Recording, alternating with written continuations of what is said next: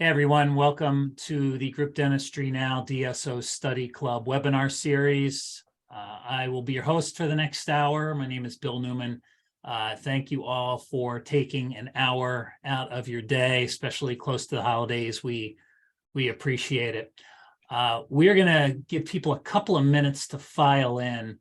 We've got a jam-packed session. We have more questions than we're going to be able to answer in the next hour, but we will do our best. We have Tim Chambers from the Aspen Group, Jack Allen from Great Expression Dental Centers. Jack is having a little bit of trouble with his connection, so we hope Jack is going to be able to join us, so bear with him. We have Blake from Sevaredent and Affordable Care, and we have Jason from 123 Dentists. So just give us another minute or two as people file in, and then we'll get going. It looks like we have quite a few people already here. So just a couple of housekeeping items. What we're going to do is you'll see us run through some brief introductions, and then we will get into the Q&A.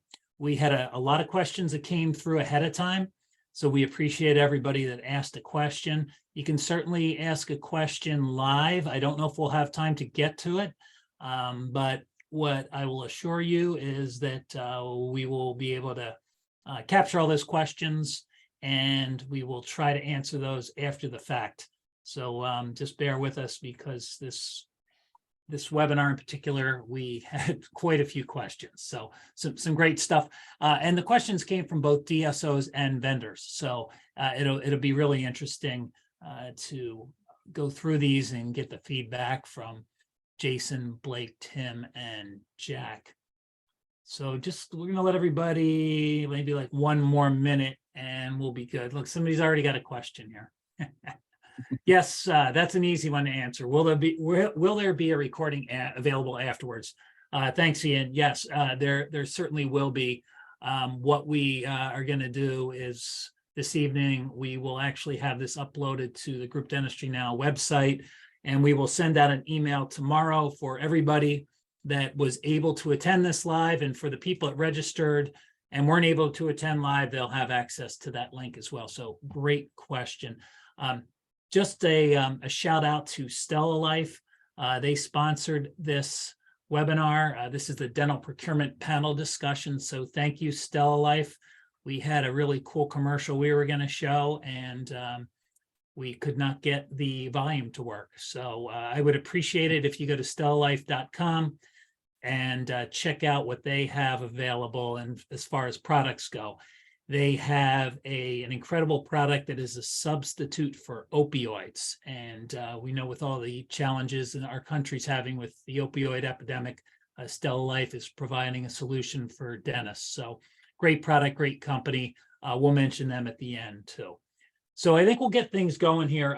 What I wanted to do is start off with some introductions. And I believe we have Jason Brown who's going to start us off. So Jason, would you mind taking it away? Great. Thanks very much, Bill. Good afternoon, everybody. As Bill mentioned, my name is Jason Brown, the Vice President of Procurement for 123 Dentist. Just a little bit of background on myself. I've been in the dental industry now for 20 years. A little bit of information here. Actually, Bill and I started together 20 years ago with Colteen Dent. We spent a month together in Wisconsin. So Bill and I have been great friends, and very happy what he's been doing for the DSO space over the years. I've had a few roles in the dental industry over the past 20 years. Like I mentioned, I worked for Colteen Dent. Started off carrying a bag in a territory, then over time in management roles, taking care of Canada and parts of the US. And then I joined Henry Schein Canada about 8 years after that, and worked both in the sales management perspective and also from a national role in the DSO space. Just a little bit about 123 Dentists. You can actually see our co-founder, Dr. Amin Shivji here. He's actually still a practicing dentist today.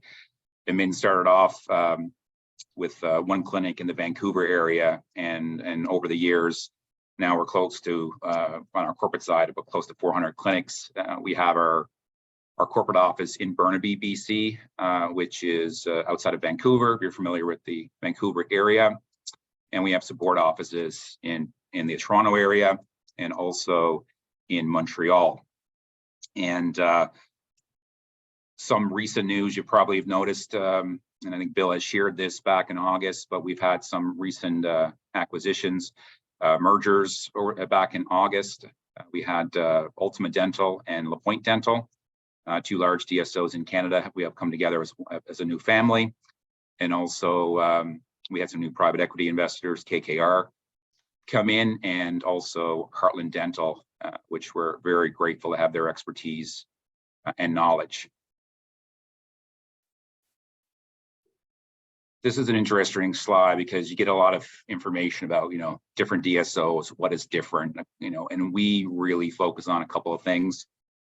We're partnerships. All the clinics that we acquire, we have a partnership model, and we focus on long-term partnerships. I think initially years ago it was sort of about you're at the tail of your career and you want to, sell your practice, stick around for 5 years and move on. We really strive for partners that see a long-term approach to our business. We have great culture, and really, again, it's all about the patients, a very patient-focused strategy that we have. Thanks, Bill. Thanks, Jason. Next up, we have Blake from Sevaredent and also from Affordable Care. Blake? Thank you, Bill. Wear a couple different hats, so you see that under my photo there. I'm Vice President of Supply Chain for Affordable Care, and then President of Sevaredent, which is a group purchasing organization we founded shortly after joining Affordable in 2019. Just want to thank you all for joining this afternoon. We are competing with France versus Morocco at this point in time. Just to let everybody know, France won, Morocco 0 at halftime. So we'll see how it ends up. A little bit of background about myself. I joined Affordable Care in February of 2019. I office in Research Triangle Park and also have satellite office in the St. Louis metro area where we have a secondary office for Sevaredent. Prior to that, 13 years in medical GPO and healthcare, St. Louis-based medical GPO that was born out of a hospital system, the Mercy Health System. During that time, provided several services, including self-distribution, third-party purchasing, course of GPO services, and then started doing custom pack manufacturing for our members, and then expanded that to like-minded members beyond that 40 hospital system that we started with, and grew to around 200 hospitals and $2 to $3 billion in total contract spend.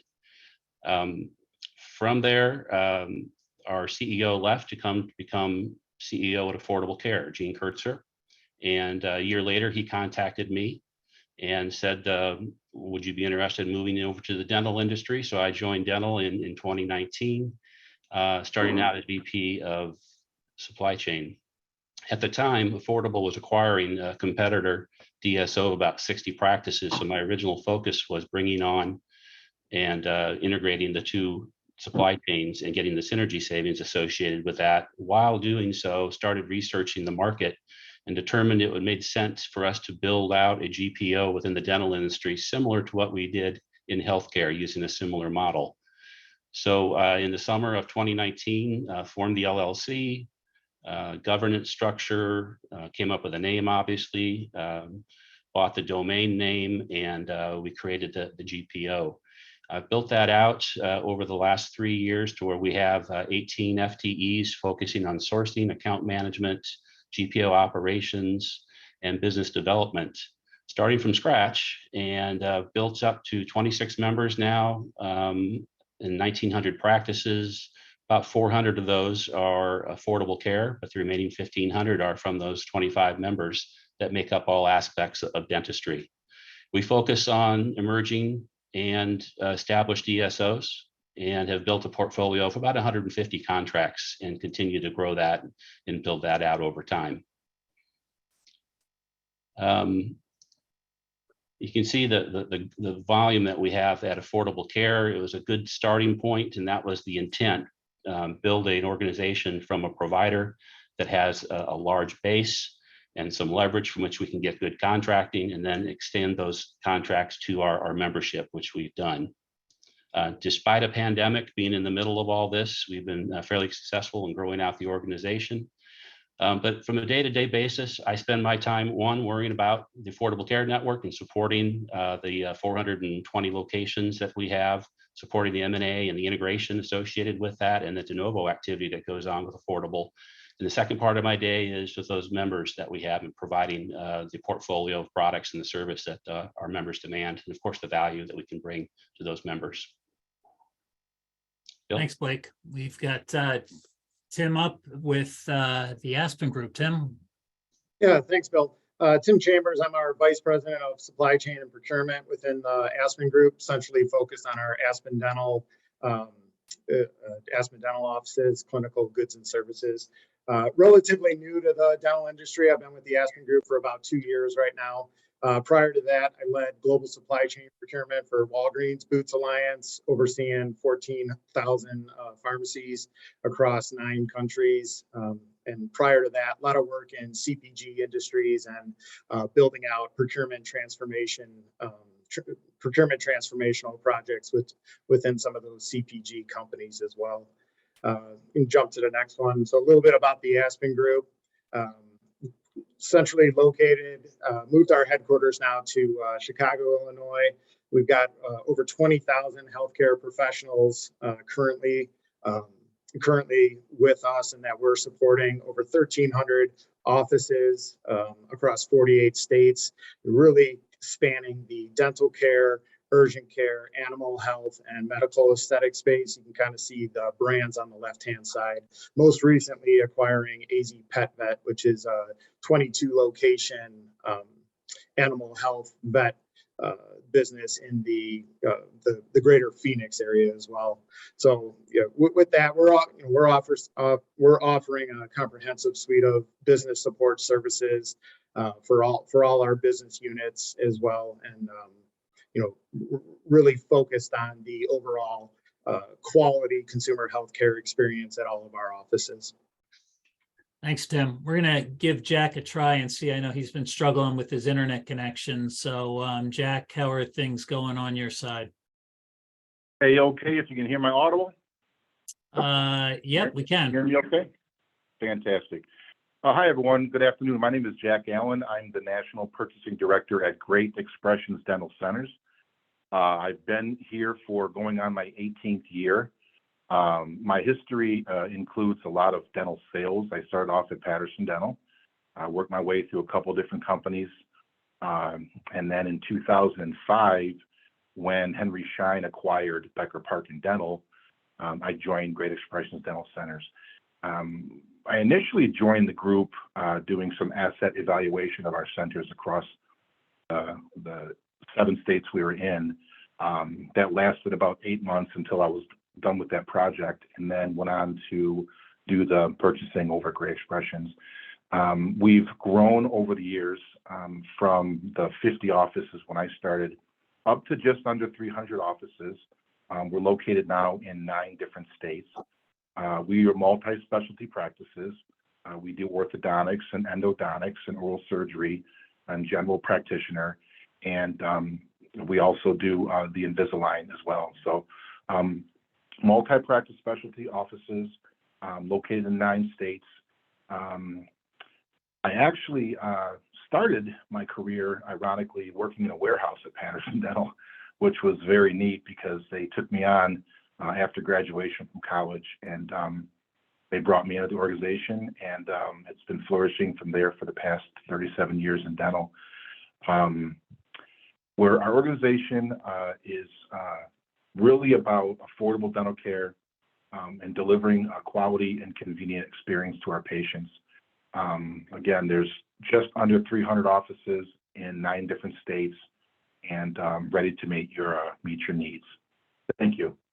Thanks, Jack. And that came through loud and clear. So that's wonderful. We were having trouble hearing Jack before. So what we're going to do now is drop the screen share so you can see everybody except Jack. Although we do have a picture of him. There he is. So we did have a question that came in that was pretty easy for me to answer, another one. So I'll answer this one. The question was, how many people are on the webinar? Because I guess the attendees can't see that. So we had a little over 150 register, which is what is really interesting is we have 117 live, which is actually a great showing for, normally we're under 50% of the people that actually register show up live. So people are really eager to hear this conversation. So without further ado, let's get into the questions. So this is one that I'll start with Blake, but what is the most unusual thing that you've sourced in your career as a supply chain professional? First 20 years of supply chain background, I worked for a life science company based out of St. Louis, manufacturing biochemicals, anything from plant and animal tissues to microbiological sources. And one of the more unusual was freshwater eels from South America, about 8 feet long, surround. And we would extract an enzyme called acetylcholinesterase from those eels. And when we have issues in the Middle East, when the scuds were falling into Israel and other parts of the Middle East, you want to know whether you have nerve gas as part of that scud, and you don't know. So the components coming out of the eels would go into a gas detection kit associated with nerve gas and acetylcholinesterase. So our sales would go through the roof for the raw material for those kits when we have upheaval in the Mideast. So, Tim, can you top that? I don't think I can top that, but early on in my career, I was asked probably about the 2010 timeframe. I had to purchase tens of thousands of 3.5-inch floppy disks, and everything that I had learned in school and my limited time in procurement was flipped upside down because they were no longer manufacturing 3.5-inch floppy disks. So as the volume went up, so did the price because we were exhausting the inventory. So that was a bit of a culture shock for me as well. But yeah, having to acquire tens of thousands of 3.5-inch floppy disks was probably the most unique thing I had to source. Anyone else? I know Jason said he was a little bit at a loss for this one. My biggest challenge of sourcing things right now is Christmas gifts for my 2 little girls. It's Dad, like, I want this. It's like, what is this? Like, help me understand what this is. But Dad, don't you know? No, I don't know. How about you, Jack? I think personally, through COVID, ordering $250,000 worth of gowns from China and waiting, 2 months for it was pretty unique for me. Very challenging time, and so I think that time and that purchase is probably the number one most unique thing to happen to me. I think everybody can relate to that for sure. Interesting time. So we're going to lead in from, that's actually a good lead into some of the next couple of questions we have, Jack. So thank you for that. Speaking of supply chain disruption, how is your organization minimizing supply chain disruption and inflation? So that question came from a regional DSO. So maybe we can start with Tim on that one. Yeah, I think we're all in the same boat right now. We're kind of getting out of that. Some of those shortfalls of availability of products, but definitely focusing on the inflation side of it. What I do and what I try and arm my team with is just educating ourselves on these specific industries and the materials that go into the products as well. Anytime we're sitting down to a negotiation, I always try and feel like I'm the more educated person in that space, which allows me to really push back on some of the, would-be price increases. How are they justifying it? Where are they seeing it in the should cost model of how that, the total price componentry is being built. So, we're definitely doing our homework, and we've really had to do a lot more market and industry specific homework to make sure that we're educating ourselves on these on the specific raw materials, as well as some of the industries that are impacting the overall cost. Who wants to follow up there? Blake? Sure. I'm just thankful we're not where it was 2 years ago. It seems like some things are so much easier from where we were March, April of 2020. But it's now kind of like I liken it to whack-a-mole. There's always something that comes up. You got to take care of it, hit it, take care of it, and something else pops up that you need to address that may be on back order. Right now, it's microchips associated with dosimetry badges that the lead times have gone out 12, 16 weeks. So, some of the adjustments we're making is extending lead times. We're working closely with on the distributor side to understand and extend out some of our purchasing that we're doing for all the de novo activity so that we can meet those deadlines and opening a new facility on the affordable side on time. And then other times, if you just can't have the product, it's on back order, it's going to be working with our chief clinical officer and that clinical team to identify equivalent substitutes that we can source on their behalf and make them available through the procurement system. On inflation, there's only so much you can do, but I'll say on the contracting side, Sevaredent on many of the categories, when we write a contract, it's typically 2-3 year contract prices are locked, and there's not an option for us to be taking price increases for those. So we really try to limit those type of contracts that come along where we're going to take a hit on price due to inflation. Jason? Yeah, that's an important comment that Blake made. If any DSO, and it doesn't matter what size you're at, if you could negotiate those kind of fixed pricing for a period of time, you'll be in a better situation, because you don't know what the future will bring sometimes. But I think we've seen, many of the merchandise items that were a challenge during the COVID period, things are in a pretty good place. Certain products still haven't dropped down to pre-pandemic pricing, but much better than what it was. I think our biggest challenge from a supply chain perspective today is just large pieces of equipment. Just the lead times are long. So we're going to be getting into the de novo space starting next year, and again, that's things that keep me up at night. If we have to wait 4, 5, 6 months, then it's challenging. We gotta really look at some potential options and really dig into that supply chain to make sure that we're able to source it when we need it.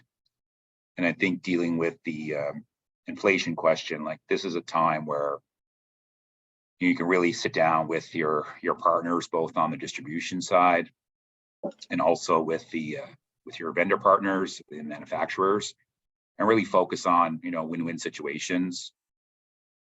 We all know pricing is going up, not just in dental supplies, but everywhere around the world, and there's a lot of unknowns what 2023 will bring. But again, I think from my dealing with our partners, both on the vendor and distribution side, everyone wants a win-win situation.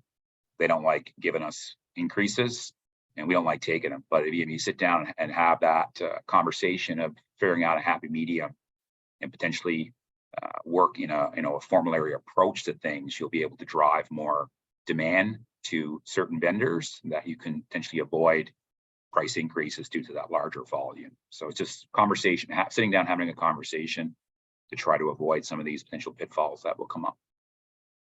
Jack, are you seeing similar things with lead times with equipment and microchips and products like that? What about inflation and prices? Yeah, I think it's great points by the whole panel on everything they've mentioned. Specifically for me, it boils down to being creative for us. Is when you have the Cavitron situation where there's a lot of ultrasonic scaling units are not being able to be repaired, 12 to 15 weeks lead time for parts, as Blake mentioned, and just being creative and finding alternative products to some of those things that we simply just can't get has been very important to us. So dealing with inflation, I think it's also imperative that we go to our clinical team and source out some alternative products that perhaps take care of the inflation prices. I mean, we got back orders on things like Prophy paste and other clinical items that are used every day, and we've been forced to go off to even different vendors other than our main vendor we use to source some of these things that either, an equipment can't be fixed, or products that are needed in the offices that can't be procured from our main vendor. So we've been creative on a lot of things we're doing in procurement in terms of getting alternative products and using alternative sources. That's great. So let's talk a little bit about, we already talked a little bit about, one of the questions was prices falling back to pre-pandemic levels. I don't know if that'll ever happen. So my guess is that's a no. If you've got prices locked in for 2 or 3 years, you're hopefully not seeing any increases like Blake and Jason and Tim mentioned there. Another question that was from the same, this comes from a DSO, same person or same group.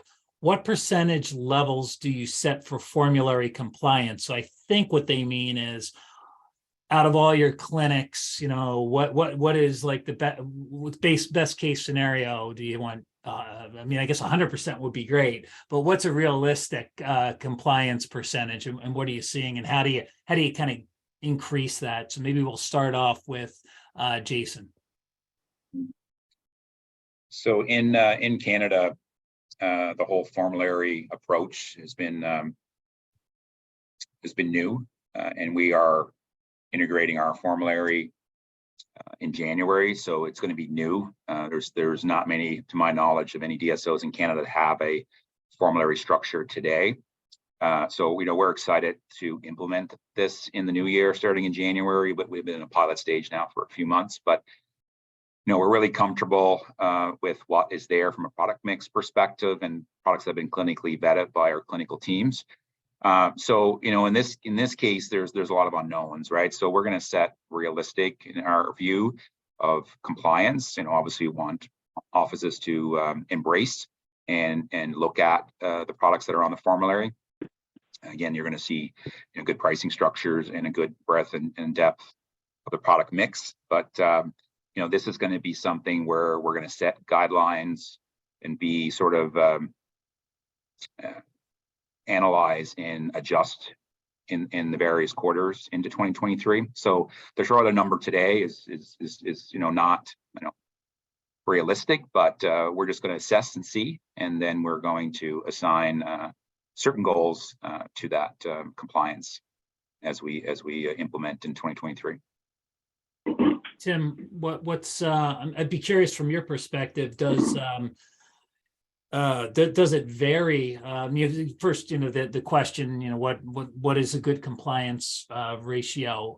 But I'm curious if it varies from vet and urgent care to dental. Do you see differences there? It does vary. I'll come out and say we don't have compliance percentage numbers. Jason kind of alluded to this, and we'll see it as they implement the formulary as well. Our procurement's job within the Aspen Group is to, as a DSO or business support service to any of the business units that we have, is to show the value to the clinical team, the doctors, and that. So if we're doing our job correctly, then we're showing value of the formulary products, and really any product that we're offering through our procurement system. Whether or not that doctor chooses to use one of those products, really that's up to them. And I know that's a question that we may get into later. I truly think that the doctors need to have full autonomy on what they use when they're providing a service, one of our service lines to a patient. They need to have the utmost confidence of what they're using and the product they're using. So if they tend to veer away from our formulary or preferred items, I think it's incumbent upon us and our procurement team and our procurement operations team to kind of have multiple iterations. We do a quarterly review of what may be considered rogue spend or non-formulary spend, look to address that with those specific doctors and those offices as well, and then really try to understand, is it an educational thing that they just didn't know where to find those items within our procurement system, or is there truly a a reason, a comfort level of why they're selecting to go outside the formulary or preferred item. And then how do we rein them back in? Can we rein them back in? And, if we're running into some pushback, do we solicit the help from our corporate clinical team as well to kind of learn and really just truly understand why they're at the point that they're making those decisions. Great. Just Thanks, to Tim. jump in there from Tim, very, very, very well said. But I think, we're excited about the formulary structure. Again, formulary could be a good word or a bad word, depending on how you look at it. But it's providing options. Offices don't know what they don't know. There's so many thousands of SKUs out there. Begin by joining a DSO. There's marketing support, there's HR support, and this is just another way of providing support about what's out there and what is been clinically vetted through clinicians to give you options. And that's what it is, options. And ultimately, the clinic makes a decision on what they want to use, but sometimes they don't know what they don't know. And now this is an opportunity to provide some insight to what's out there. It's a great point, Jason. Jack, do you have anything to add? Yeah, I think two very good points as well. I think that it's important to offer a robust formulary of products that are clinically vetted, as Tim mentioned, to offer the providers a choice of the products they want to use. So what we do is we try to provide a nice selection of products that covers several of our main partners. You have different partners like 3M and Incur and Dentsply and a few others that we have on our formulary. And we make sure that we have strong partnerships with those vendors to be able to offer their products on our formulary for the doctors to choose. If a doctor looks at products from a vendor or a product not on our formulary, our preferred list, then again, we do what Tim mentioned earlier, is we talk to the clinical team and we try to have the clinical team have a discussion with the provider and say, listen, these are the products we have to offer. They come with great partnerships. They're willing to go to your office and give you in-office demonstrations on our products, offer clinical support. And these are the products that we have preferred for you to choose.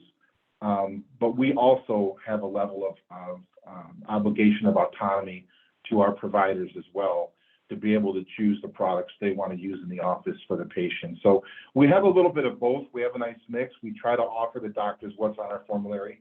We strive for high formulary compliance to keep our costs down. But again, we realize that there are going to be products that doctors may be accustomed to using, comfortable using, and we'll make sure that they're provided the products that make them comfortable in their practices. So. Well said. Blake, how does this work at a GPO? Well, there's no hard and fast numbers that we establish. I'll just say that there was a secondary effect from the pandemic, and that we allowed all this variation to occur during the pandemic. We were sourcing anything and everything in order to meet the demand. And now we've got to clean that up and get back towards where we are on formulary. And in formulary, what I tell our members, and at Affordable Care as well, it's really a journey that everyone's on, and everyone's at a different spot in the continuum towards this perfect state of getting towards that formulary. And if you don't have the tools, if you don't have an advisory council established, if you don't have the clinical integration, it makes it that much tougher to really move that dial down that direction. And when I first started at Affordable, I commissioned a study, an outside consulting group to come in and take a look at our spend across the entire network. And what I found is, just take gloves as a category, and all the different types of gloves. We had 22 different manufacturers. We had 336 unique SKUs that we were buying across the entire 280 practice network at the time. That's nuts.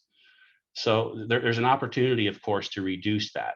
And if you look at each category, if you have the data, which is paramount, you have to have the data, you can really make an impact and start moving and driving down towards formulary. So we evaluate with our members when we bring them on, where are they in that continuum towards formulary? And sometimes it's simple building blocks they need to put in place first, or they can really start driving and honing that solution. With that, as you drive formulary, you should drive value for your membership. So thanks, Blake. This one ties in nicely to this last question here. So talked a little bit about the formulary, and this is from a vendor. How do we get our products on formulary? Now that's that we could probably spend a couple of days on that one, but what is from a vendor that does not currently have any products on your formulary, what's the best way to make that connection? How do they present the product? What does that process look like behind the scenes, from the clinical director evaluation to the point where it comes back possibly to you and then you negotiate pricing? I'll start with you, Jack. Yeah, I think it's important for any vendor that has a product that they want to integrate into a system is it differentiated from some of the products that we're currently using? Or is it a Me Too product? Is it something that we currently have, 7 other types or models on the formulary? And it might not be something that fits. Or it could be a combination of both, differentiation of products on our formulary, or price, or perhaps a combination of both. So I think if they come in and they offer a good product at a decent price, we can take a look at that product and see if it's something that might be able to fit the organization. But again, if it's something that's a Me Too product and I just want to get it on our formulary, it's right around the same price, and there's no clinical advantage to using that product, that wouldn't be something that we would have interest in. But if it's new, if it's innovative, if there's clinical evaluations on the product and they present that to us and it could add some value to our practices, it's something that we would consider. Thanks, Jack. Tim, let's ask you that question, and then let me add on to this. If it is a Me Too product, because Jack talked about that, and there are a lot of them out there. They're all differentiated to a degree, right? In some way.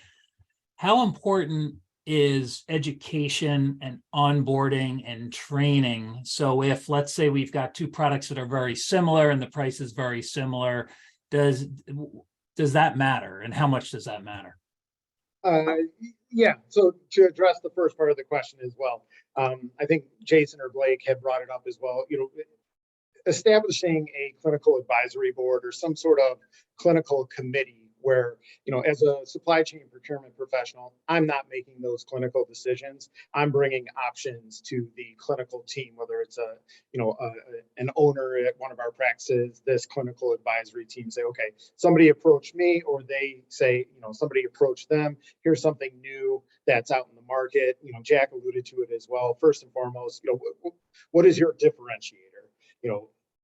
Shocking to hear a procurement person say it doesn't always need to be the lowest price, it needs to be the best value product. So how is your product differentiating itself from something else that's in the market? Perfect example, our sponsor today, we're addressing the opioid issue with it right now. It's an organic product, no opioid addiction. Their differentiator. Okay, you've piqued my interest. Let's further the conversation and then see if there's any buy-in from the clinical team and kind of take it from there. Going back, the second part of the question, where we've got 2 like items, how are we really handling the training or the piloting of that? Again, I look to this clinical advisory board that we have, and first and foremost, is there an appetite for them to even try this? The way we're structured, we've got clinical employees at our corporate level that really oversee those decisions.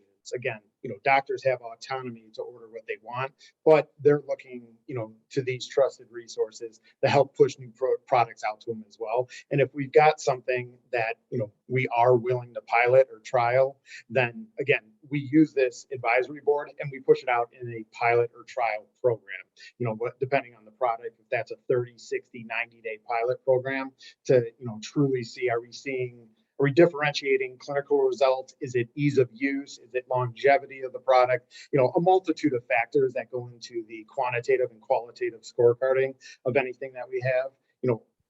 Basically bringing it to that board, and then as procurement professionals, we're helping to, quote unquote, scorecard what that is, And if there's a need to progress or move forward with that product, we'll then handle negotiations, the determination if we're going to make it available manufacturer direct through a distributor, add it to our formulary, et cetera, et cetera. Jason? Thanks, Tim. Yeah, good dialogue. What I would say, I came from the manufacturer side, and again, if I knew what I know now, I would think, I wouldn't say daily, but definitely a few times a week, you get calls from manufacturers and say, hey, we want this product to be part of what's out there and exposed, in our upcoming formulary. And, I always ask a couple of questions like why, like what value is this bringing to our clinics? And the question, well, this is the best product out there. Well, everyone says it's the best product out there. I understand you're passionate about your product. That's great. But really self-assess, why, what value is this going to bring to the clinics? If we have, 3 or 4 different impression materials or different composites or composites for our US friends, again, really think deeply. Do you have availability to support our network? A lot of times we get smaller companies saying, hey, we have this great product. Yes, it could be more economical, but they have no education, they have no support. And again, they can't support our clinics. So if all our clinics start buying it, they just don't have the bandwidth from a manufacturing perspective to do it, right? So again, it's just really, truly understanding, yes, a lot of companies want the DSOs to buy the product. I get it. But ultimately self-assessing and make sure it's a good fit on their side and able to support us. And if that is, all works out, everything's in place, it's really then getting it into a clinical counsel team for them to try it, understand it. And it's amazing. We've had some products recently that our chief dental officer, Dr. Sam Karani, out in Calgary, and he was amazed. He's like, this stuff is great. And it's just, it's been sitting there and he's finally tried it. Like there was a lot of good things out there, but this, ultimately we got to make sure it's a win-win for both sides. How does it work on your end, Blake? Well, I've say that one of the best hires that we made was bringing on a director of clinical integration for the GPO. That is the kind of linchpin between the sourcing team and the clinicians. So we can have somebody that's going to be responding to this mountain of requests that come through. And what I don't like seeing is a daily email from somebody saying we have product, and it becomes spam over time. So it's nice to have somebody you can direct these to that's going to be responsive. When the clinicians come back from a symposia or seminar and they have a new idea, we know where to send them. And then through the advisory council process, we'll vet those products. This director of clinical integration will pull the white papers and the technical data. The doctors love data, they love analytics, they love the science. So we need to be able to go back to that and show that to them. They make the decision, then we'll go out and source on their behalf. Good example, one we're going through right now is just a pre-surgical oral rinse, traditionally using chlorhexidine. Looking at doing something with chlorine dioxide, another product that's a different type of agent, has other properties, doesn't taste bad, which is nice. And we're vetting that through our physician clinics and getting the feedback. And then from that, if it's a thumbs up, we'll write a contract and move forward. We're doing those iterations time and time again. There's always a handful of products and ideas that are in the air and many more that are coming at us. And I say, bring it on. The other advice that I would give and what we're going to be doing in 23 as a GPO is that we'll be posting a bid calendar. So vendors will know what's coming up and what's the cadence of particular categories that are going to be going out to bid. So they can get in touch when the time is right. It's something that's standard within the healthcare industry on the medical side. GPOs do it all the time. We're bringing that to dental. And I think that'll be helpful for the vendors from an anxiety standpoint. I can never get my foot in the door. Well, the timing may not be right. So we'll share some information on when we're going out to bid. That's great. So the real, I'm going to throw this one in here. It wasn't necessarily on the list of questions, but this comes up a lot too from vendors that I talk to, and this could be a real quick one. And then I want to get into the next question, which is around procurement platforms and all the interest that lies with that. Which one are you using, if you're willing to talk about it? and just how they're working out for you. So Blake, you mentioned, you're going to have this calendar, right, for different products, and people can bid. Once you get that product in and it's being evaluated, what's a typical time frame? So is it 60 days, 90 days? How long does it take before a vendor finds out whether they get a thumbs up or thumbs down? Well, you're starting to get into the whole contracting sourcing process, and that can be 6 months prior to executing a contract. You're starting the RFI stage. So you're identifying prospective vendors. You do an RFI, request for information, you get a better understanding of their capability to provide to a network our size and our GPO members. From that goes to an RFQ. And then you want to fine tune, get your finalists and continue to negotiate. And you may even do a reverse auction. This happens all the time on the medical side. That may be something we'll be evaluating doing over on the dental side as well in the future. So it can be a tortuous path to get there, but once you've done it once or twice, it becomes routine. And we have many of these going on at any one time. So 4 to 6 months, I guess, Bill, would be my response. Okay. Jack, does that sound about right as far as timing goes? Spot on. Blake nailed it. Tim's shaking his head. Yes, it sounds about right. And I'm sure it depends on the product. That was going to be my, it's not the answer, be flippant in the answer, but I mean, it really depends, to Blake's point, the contracting process, it really depends. How many red lines are you getting back and forth? It can be as seamless as you want it to be, or it could take years to get something done, or something never gets done because you can't reach a mutual agreement on limitation of liability, or something along those lines. So it's a tough question to answer because each activity is really different in its own right. So Jason's going to be working on all this right now. So I'm going to start you off, Jason, with the question around the procurement platform. So there are, in the past 3 or 4 years, really relatively recently, we've seen these dental procurement platforms, some not just dental specific, some dental specific, that have really kind of come out of maybe not nowhere, but have become prevalent. And there's a lot of questions from both vendors and DSOs. So I think we had this question in different iterations about 10 times when we had sent this invite out. So talk to me a little bit about you've decided on one right now and you're rolling it out. Is that correct, Jason? Correct. Yeah, we've chosen Dentera, and we've been piloting many different phases of Dentera since March of this year, and we're rolling out the final version to all our partners in the month of January in a different stage approach to it. But a little plug from Dentera. I've been working with them now since March daily, and great platform, and a lot of neat little features than others. I won't say the others, but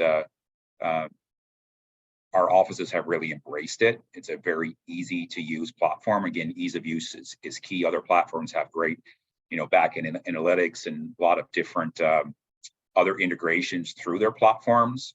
But from an office perspective of ordering your products, Dentera is our choice, and we're happy to partner with them. So from that perspective, it's just like I mentioned, ease of use. It's great analytics built into it, item lists, things like that offices want to have and use at their fingertips. So it's going to be an interesting journey come January when we roll it all out. But we've tested it for many months, or we're in a sub-pilot of the pilot currently right now. Nothing will be 100% perfect, but our goal is to get as close to perfect as we can to support our offices come January. Thanks, Jason. Tim, I'm not sure if you're willing to share what you're using or not, but I'm kind of curious, just from your perspective. The other question I get is, how does using a platform like this affect the manufacturers and your distribution partners? Yeah, happy to share. So we went live with Workday in January of this year. So we're coming up on a year's worth of it. Kind of reiterating some of Jason's points as well. In my previous lives, I've implemented SAP Ariba, then, have experience with Coupa as well. I'm a huge proponent of these ERP systems. We implemented Workday from a procurement platform, HR, finance as well. And it's really kind of tying together all of our spend visibility, accounts payable, accounts receivable, gives me more access at my fingertips to help make educated decisions, pull reports, et cetera. All of these ERP systems now are being built flexible and agile enough to bolt on contract repositories, RFX modules as well to conduct, sourcing events through it, sourcing it, bid analytics as well, everything along those lines. So just really huge proponent of it. And, in my 2 years here, we went from a homegrown system to Workday, and, anybody that's rolled out or implemented an ERP system, you get what you put into it, and it's a labor of love to get to get the information out of the system that you really want. And we're a year into it and we're still making tweaks. Oh gosh, wouldn't it be nice if we had this? Well, these systems are agile and flexible enough to make those changes. So like I said, I'm a huge proponent of it. Remind me again the second part of the question. The second part of the question was really how does using something like that affect a vendor, whether it's the distribution partner that you work with, or whether it's a manufacturer that works with you. Well, it probably ties into a little bit of the formulary question that we had as well. So these, the spend analytics and the transparency of spend allows me, I can get canned reports, quick reports on where we're at on preferred, non-preferred items, where I've got some deviation of spend, down to the cost center or office level that, really I can extract that information at any given time. It's all real-time reporting. So that allows me to have more educated, intelligent conversations with manufacturers, with distributors of, what the totality of spend is in a certain spend category, and then allow them to say, okay, you may just round numbers. Let's say we have $1 million of spend in this category. This manufacturer currently has $100,000 worth of business, and the other $900,000 is split, through a multitude of other manufacturers or suppliers with it. So it allows me to educate them and give them visibility on what the holistic picture is in a specific spend category, and what the current price or eye on the price could be in those certain areas. Thanks, Tim. And I know Jack currently is not using a procurement platform at Great Expressions, right? So you were kind of curious to hear what some of the other folks had to say. Absolutely, yeah. We've actually taken a couple of demos from a couple of companies just to kind of learn about the ins and outs. And I'm very thankful for being on a panel to hear the different perspectives from Jason and Tim about what they're using and the benefits of using it. So it's something that I'm definitely interested in for our organization, and we'll definitely be looking into it further. So thank you, gentlemen. One thing, Bill, just to mention, what I've noticed is, certain DSOs would say, when is the right time to implement a platform like this? And I think there's no better time than the present, no matter what size you're at. Again, these are scalable. If you start off, in the position that a lot of DSOs are in today, they can grow this over time. The larger you get, the more work needs to be done. But also you're able to build your distributor partner, build your vendor relationships through that platform. They want to be on it. Talk about inflationary control and costs is a great way to do it, because again, people want to be on the platforms, and this is a great way to start building those relationships with your vendor partners to be on it. So, again, you're 10, 20, 100, it's my feeling it's the right move to build this for your network, because it's easy use. And again, they come to you as part of you, or you outright purchase or partner, you're providing value, and that's what offices want. I wish we had another hour. We had so many questions that came in live, and we also had quite a few that we didn't get to. One, although I will say, one of the vendors in the Q&A did say that from a vendor perspective, they like working with Dentera, Procurement, Method. So there are platforms out there that the vendors enjoy working with too. So that's positive to hear. Blake, I did want to give you a minute or two to talk a little bit about your company, because one of the things that we've seen growing recently in the dental space in the past five or 6 years are buying groups. Like, there are a lot of buying groups that have kind of come up, and I'd love to kind of hear what the difference between a GPO and a buying group is, because we got about 4 minutes, so if you get that in like 2 minutes so we can wrap things up, that'd be great. Sorry, Blake. Sure, I'll keep it short. So a GPO is structured based on some guidelines by the government, some safe harbor statutes that were established back in 1987. So we need to have a certain ownership structure. We need to have agreements with our members, as well as formal agreements with our vendors. The model is a vendor paid admin fee, which is a very small percentage. Typically, the average is 1.75 to 2% in the industry on the medical side. That is our revenue stream coming off of that. The way we are structured is different from a buying group that typically there's a subscription model with members that will buy in on a monthly or annual basis to join the club. We have a full analytics group that provides the analytics sources on behalf of the membership. And because we're based provider born and affordable care, we started with that scale, and we're clinically integrated with our members, starting with affordable. And now our membership with that advisory council to really drive compliance toward formulary and to bring out a portfolio that goes across the entire spectrum of products that are needed. I could really probably spend a half hour talking about what a GPO is structured like, Bill, but that's in short. Give you 2 minutes, so that wasn't really version. fair. Good job, Blake. Yeah, that was great.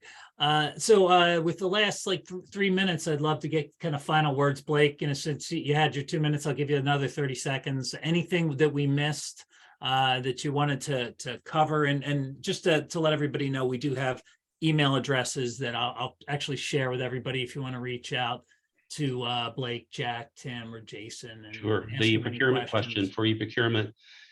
We identified 3 different companies for the GPO that we brought to our membership, and about half of our members have adopted one of those 3 solution sets over the last year, and we had special pricing we established with those. I'll say that Affordable Care, after about a year of evaluating, they went with the Dentera solution, and we implemented that in about a 12-week time frame, and very pleased with that implementation. Thanks, Blake. Jack, any final thoughts? No, I'm just, one of the things I'm going to take away from this meeting is the fact that I learned about Dentera and how, the panel really likes using it, and also the advantages that it brings. So I'm excited for that. So thank you for bringing that. Jack, I'm an expert. Feel free to give me a call, email me. I absolutely will. Happy to talk to you. Absolutely. Thank you very much. Tim? Yeah, I would, just kind of leave it with, looking through the questions that came in, I've just kind of the focus on the autonomy of the doctors to make their own decisions.